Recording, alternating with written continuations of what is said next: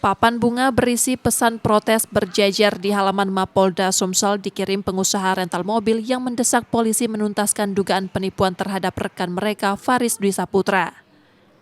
Mereka menilai penanganan kasus di Polrestabes Palembang berjalan lambat karena penahanan satu tersangka ditangguhkan sementara terduga pelaku lain belum diproses.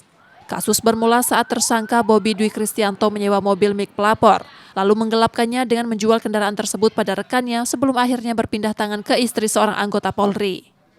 Saya selaku korban didukung juga oleh teman-teman sejawat, teman-teman satu profesi rental mobil seluruh Indonesia melakukan aksi pengiriman karangan bunga di Polda Sumsel. Bukan apa-apa, ini sebagai bentuk ekspresi kami untuk mendorong aparat kepolisian, dalam hal ini unit Ranmor yang menangani perkara ini di Polrestabes Palembang, agar berlaku atau bekerja secara profesional, proporsional, dan objektif. Upaya pelapor untuk mengambil kembali mobil ditolak hingga laporan dilayangkan ke Polrestabes dan Bobi ditetapkan sebagai tersangka.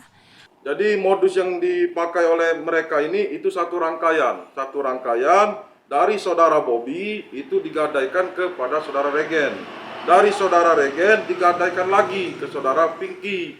Nah, dari saudara Pinky digadaikan lagi kepada saudari Okta. Pelaku-pelaku yang lain tidak ditetapkan dalam pasal 480 junto 55 junto 56. Nah, tersangka utamanya itu ditangguhkan. Hal ini yang membuat klien kami bersama organisasi renta-renta yang lain sangat kecewa dengan penyidikan unit Ranmor Polrestabes Palembang. Penangguhan kurang lebih sudah hampir 3 minggu. Lebih sampai 3 minggu, dan sampai sekarang kami tidak tahu tersangkanya di mana dan apakah dia wajib lapor atau tidak, kita tidak tahu.